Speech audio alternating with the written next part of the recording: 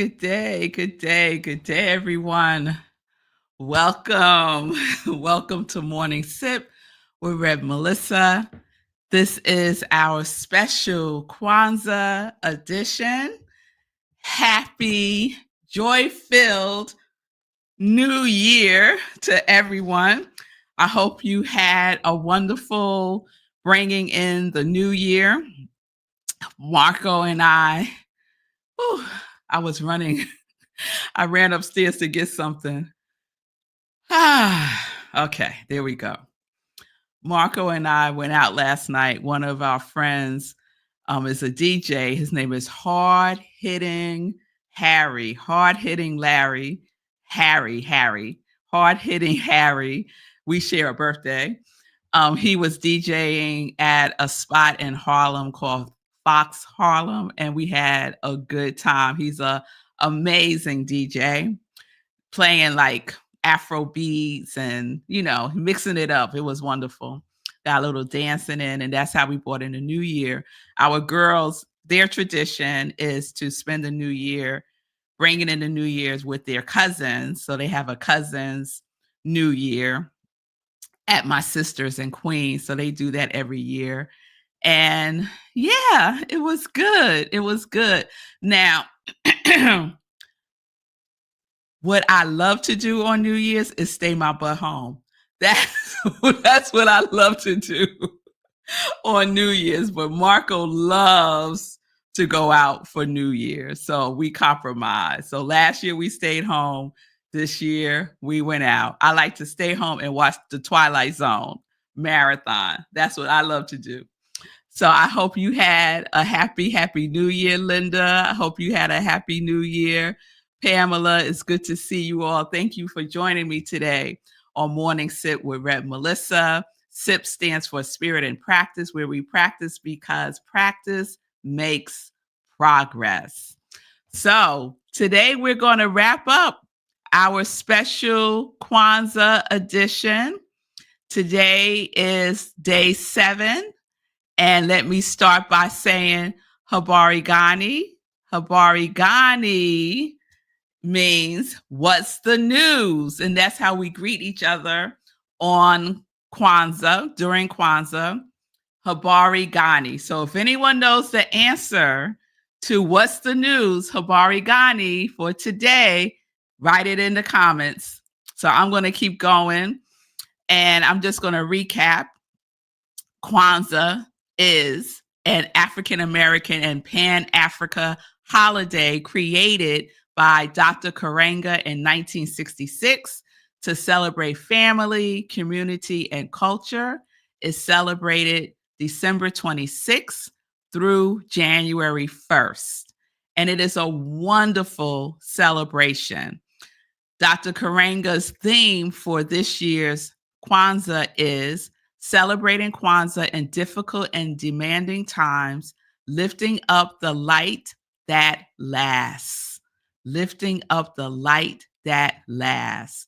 So we've gone through principles 1 through 6. If you missed any of them, please check out the replay on my YouTube channel at I Am Red Melissa. Happy New Year, Stacy. Happy New Year, Ramona. It's good to see y'all.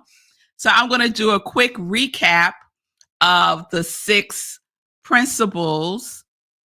And I still don't see anyone answer the question today. Habari, Gani, what is the 7th principle? So while you're Googling that, I'm going to do a recap of day 1 through 6 and those principles. And I created graphics for each of the principles using pictures that I had. I so enjoyed doing this. I was sharing yesterday's principle of creativity. Yes, Kurumba, but we'll get there. So day 1 is unity. And there I am with my family on Christmas Day in North Carolina, rocking our PJs. Day 2 is Kuji Chakalia. Self-determination. I am self-determined to get that word. Kuji Chakalia, self-determination. And that is my daughter, Aria, jumping. Like, I love that picture of her.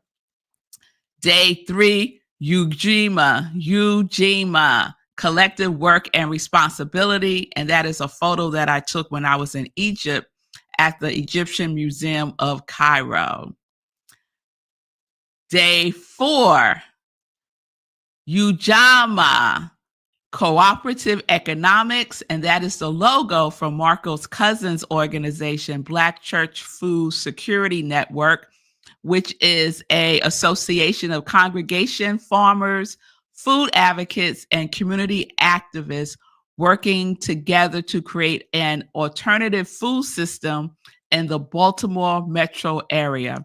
This is an amazing organization. So please support them. You can find them at blackchurchfoodsecurity.net. So supporting Black farmers, supporting and addressing food insecurity. Day 5, Nia, purpose. And that's a picture of me living my purpose when I was installed as the spiritual director, senior minister at Rockland Centers for Spiritual Living.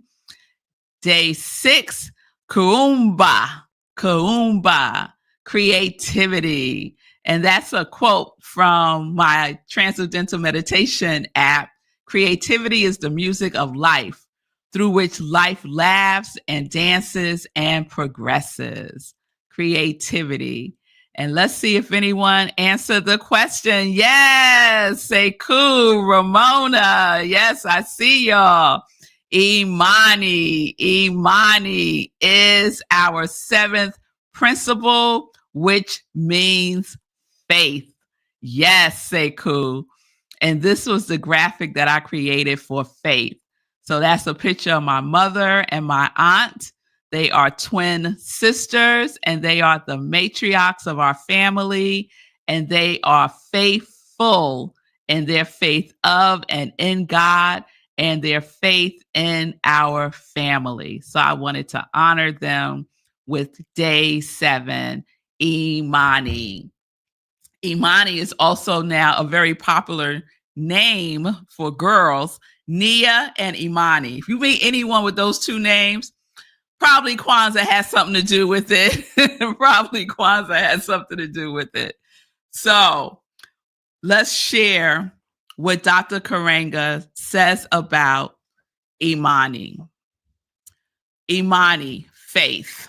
And let's put Imani up on the screen. Imani, faith. To believe with all of our hearts in our people, our parents, our teachers, our leaders, and the righteousness and victory of our struggle.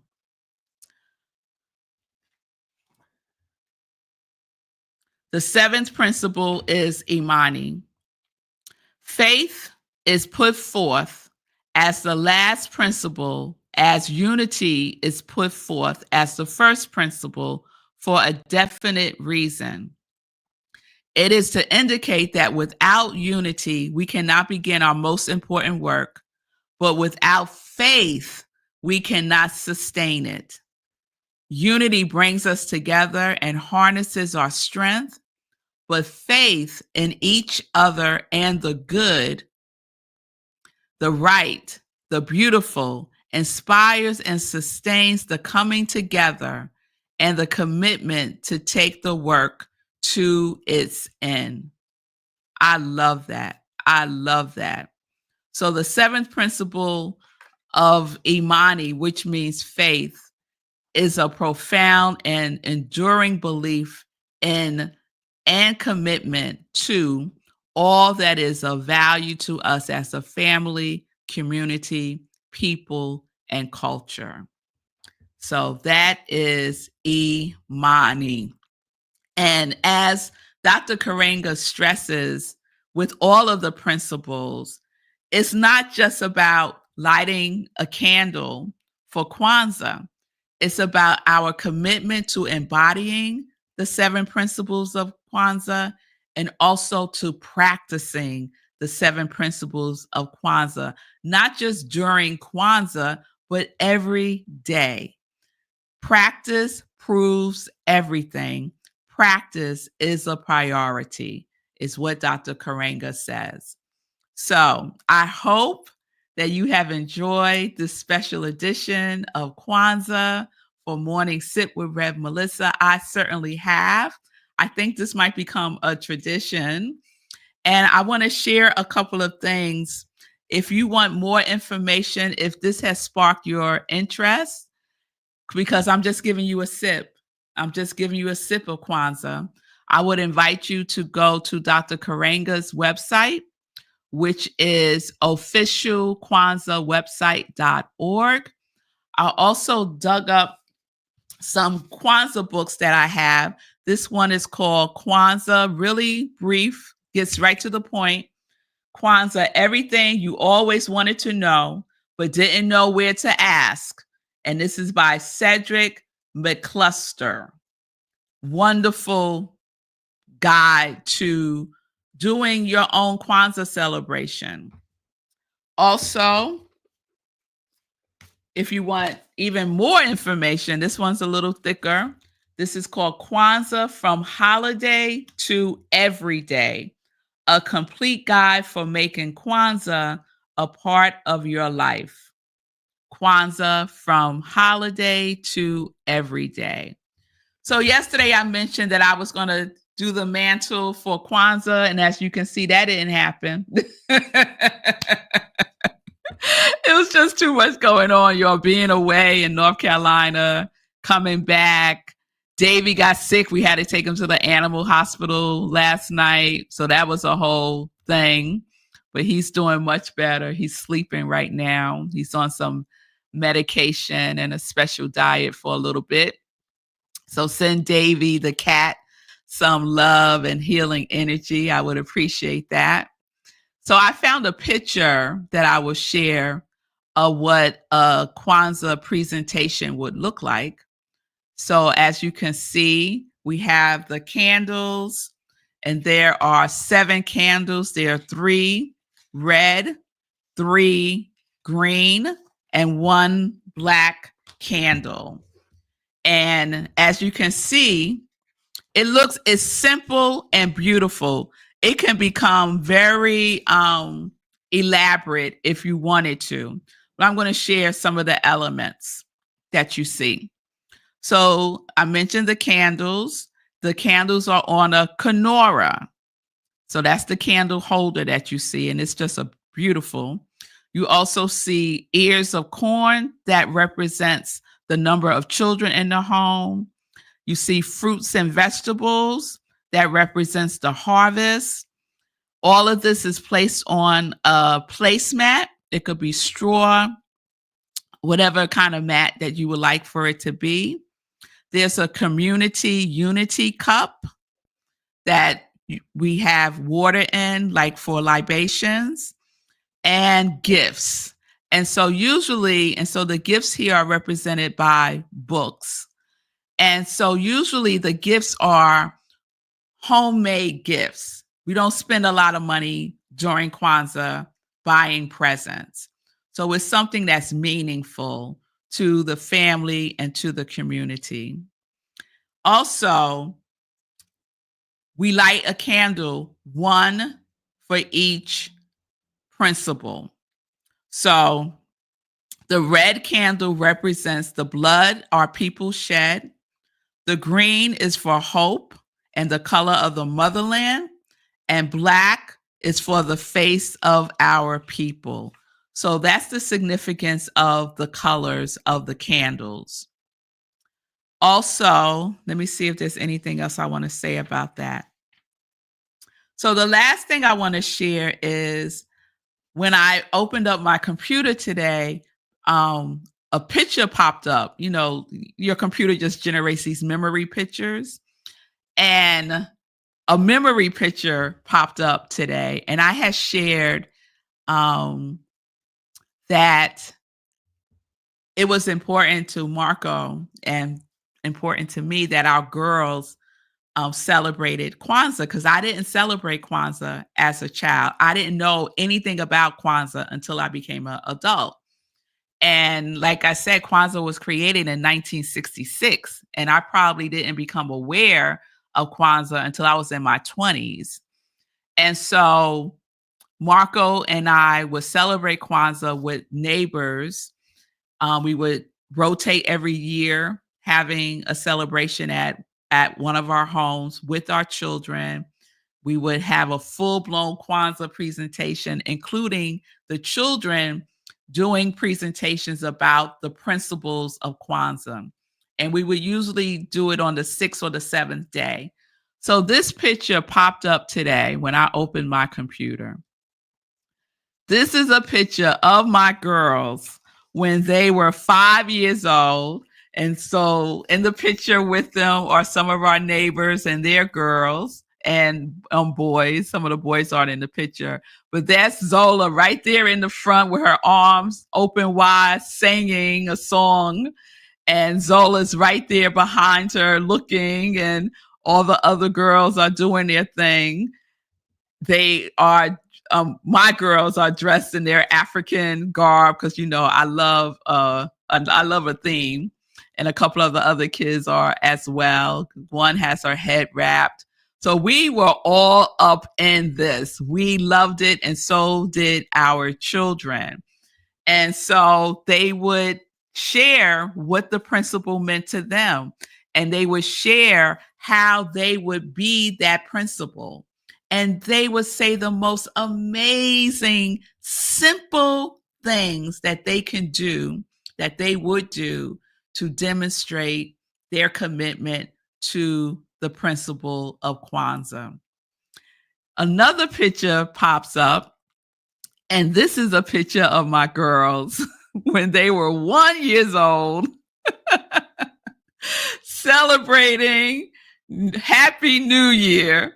And so one of the things that we started to do with the kids for Kwanzaa, when we had it on day 7, we will also celebrate New Year. So we would have New Year's at noon. So we would have a countdown leading up to noon. We would have, sparkling apple cider, and the kids would toast, and then we would all say what we were going to do and what we wanted to experience for the new year. It was so fun. And I don't know why we stopped. We did it for a number of years, and then I don't know. One year we didn't, and then it just got scattered. We would sometimes go to Kwanzaa events in the community as well when we didn't have it at each other's homes. Yes, Stacy, it was so great. It was so great. Those memories are priceless. And so when I found that picture this morning, I text the girls I text the pictures to the girls, and they just send a text back laughing, and saying, "Don't show anybody that picture." Because they know their mama. I'm going to have it on the show. They know their mama. So there you have it. Kwanzaa. I hope that it means something for you now if you weren't familiar with it. If you were familiar with it already, I hope that you would take it even deeper into your practice because it's so important. So peace and blessings. Ashe. And I wanted to share one last thing. This Ankh. So for Imani, the symbol for Imani is the Ankh. And the Ankh, when I went to Kemet, ancient Egypt, the Ankh was everywhere in the pyramids and the temples, everywhere. I was like blown away. And this symbolizes life. This is all about life.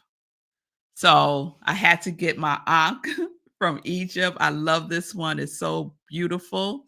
There's some hieroglyphics here, and I need to look it up to see what the hieroglyphics mean because I have the alphabet for the hieroglyphics, so I could spell that out. So life. May we have a glorious life for 2025. May your life be so rooted in the truth of who you are, that you just can't help yourself but to be brilliant, magnificent, fantastic, glorious, all of the good that you are. You can't help yourself but be that more this year. All right. So let me get into some joy news. I want to say quality, quality, quality for 2025. The list has begun.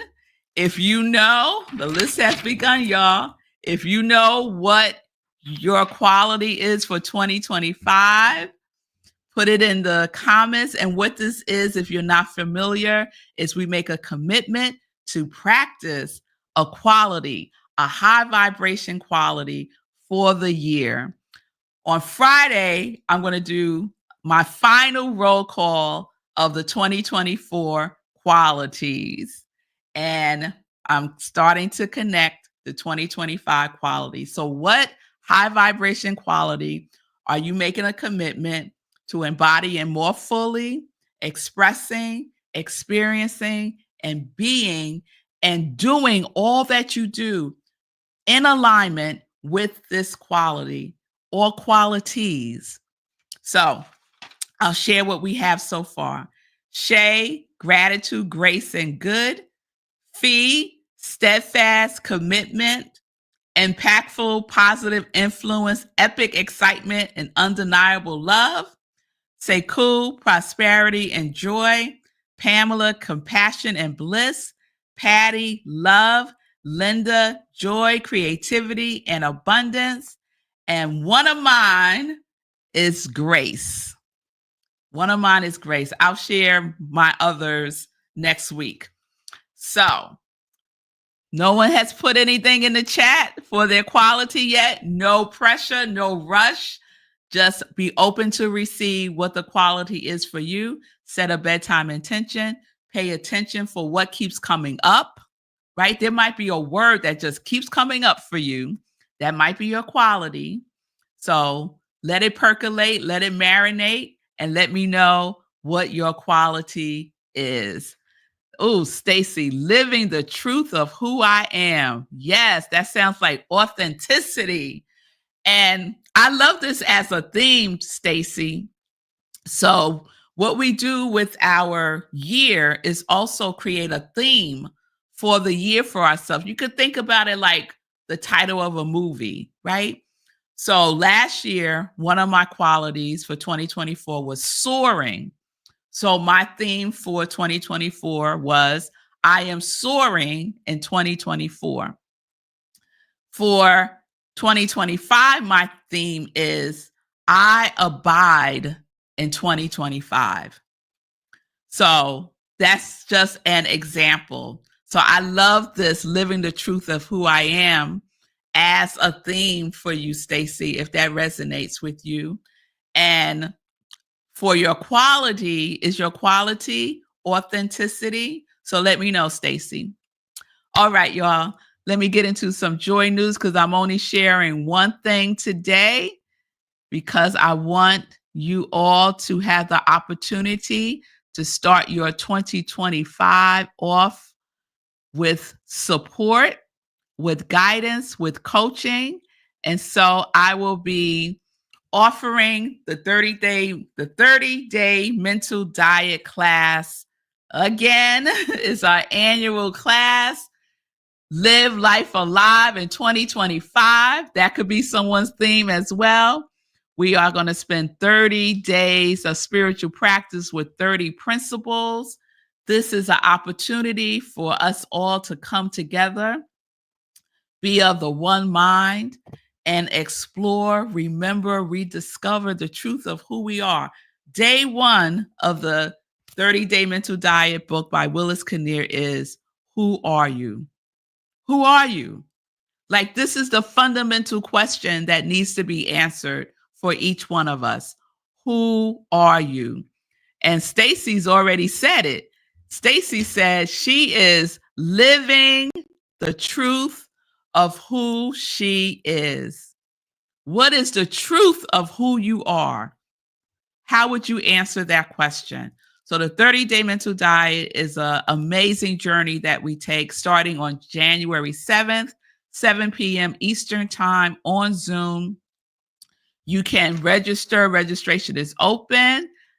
And the price, I kept telling y'all, the price is going up January 1st. The price is $75.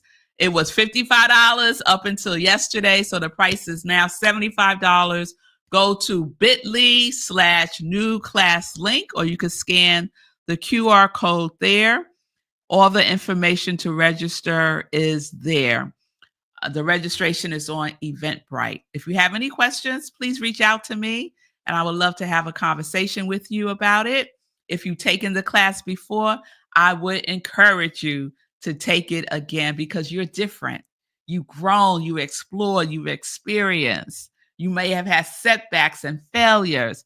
It doesn't matter. Show up and have the experience, a new experience of yourself now. All right, y'all. All right. So I'm going to check in one last time, and then I'm going to wish you all a great today, a joy-filled and joyous New Year's. John, when you celebrate Kwanzaa, do you ever investigate the origins of Kiswahili, which was a non-tribal hybrid language used by Arabs to trade with Bantu tribes? Jean, that's a mouthful. And thank you for being here, and thank you for that question. So no, I have not investigated the origins of Kiswahili, but I would encourage anyone that is interested in taking a deeper dive, because what Morning Sip is a sip. I'm just giving you a little sip, something to quench your thirst and make you more curious to go and explore more for yourself. Yes? So thank you for being with me today, John. I appreciate you. Thank you, everyone. Have a wonderful today. I am going to get back into bed. I'm tired.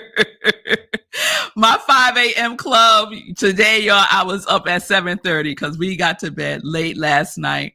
So I was not a good 5 a.m. clubber today, but tomorrow is another day, God willing. So peace and blessings, everybody.